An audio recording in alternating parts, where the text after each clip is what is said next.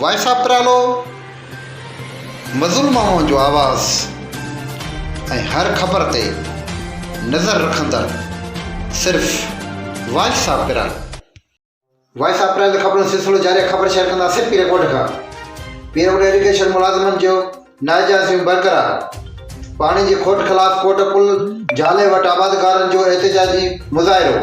Irrigation पीरकोट मुलाज़िमनि जूं नाइजायज़ियूं ऐं हथरादू पाणी खोट ख़िलाफ़ कोट पुल झाले वटि आबादकारनि हारी कमेटी पीरकोट जे चेयरमैन हाजी अब्दुल ख़ालिक जतोई ज़मींदार निसार सोलंकी, बख्शत सोलंकी, अरबाब अली सोलंकी, इमाम रिन सोलंकी ऐं वज़ीर सोलंकी ऐं जमशेर माइनर वटि एहतिजाजी मुज़ाहिरो कयो। उन मौक़े ते हारी कमेटी जे अॻुवान अब्दुल ख़ालिक जतोई इरिगेशन जे नाइजायज़िन जमशेर माइनर पाणी जी वहिकर खे घटि 1000 एकड़नि ते बीठल फसल तबाह थियण लॻा।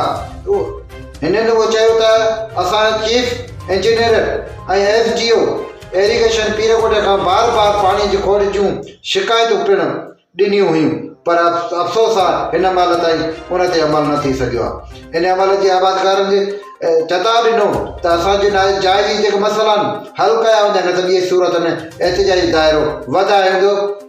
वॉइस ऑफ प्राले पेज खे लाइक करणु ऐं शेयर करणु न विसारींदा।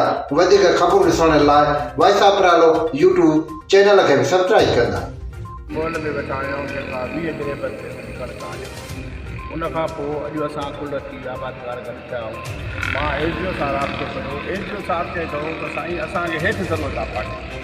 बाबा हेठि ज़रूरत आहे त बाक़ी असां काॾे वञूं। पर इहो जवाबु ॾेई करे बसि तेॾी पर पतो करे छॾियो। ऐं असांजी जेका कणिक जो फ़सुलु आहे उहो सॼो तबाह लॻो पियो आहे। हिन जी मनमस्ती लॻी पई आहे। असां चीफ इंजीनियर छकर खे कंप्लेन कंदासीं छड़ा सूमर ते। हिननि जे SDO लाइ जेके हिन जा ॿिया जेके दारोगा सरगर्म मुतालबो आहे त भई असांखे पाणी जल्द ॾिनो वञे त जो असांजे कणिकुनि जेको आहे आबाद